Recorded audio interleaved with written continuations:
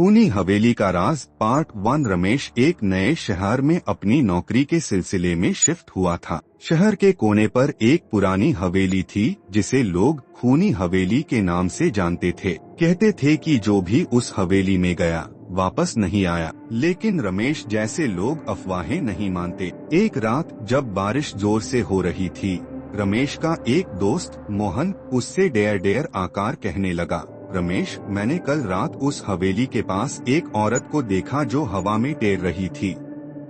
उसकी आंखें लाल थी और उसका चेहरा, वो चेहरा इंसानों जैसा नहीं था। रमेश हंसने लगा, भूत कुछ नहीं होता, ये सिर्फ तुम्हारा वहम है। लेकिन मोहन की बात रमेश के मन में कहीं चुभ गई। अगले दिन रात को क्यूरियोसिटी में रमेश ने सोचा कि वो खुद उस हवेली का राज जाने की कोशिश करेगा। जैसे ही वो हवेली के अंदर घुसा, एक तीखी साड़ हवा चली। दीवारों पर पुराने हाथ के निशान थे, जैसे कोई बचपन में उधर लिखा गया हो।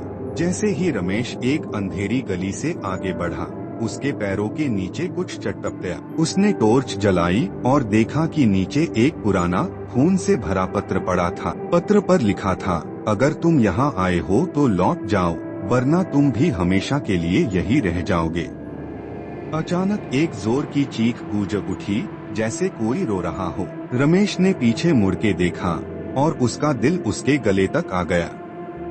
पार्ट 2 जल्द ही आएगा। अगर आपको ये कहानी पसंद आई तो खूनी किस्से FM को जरूर सब्सक्राइब करें और अगले पार्ट के लिए तैयार रहे।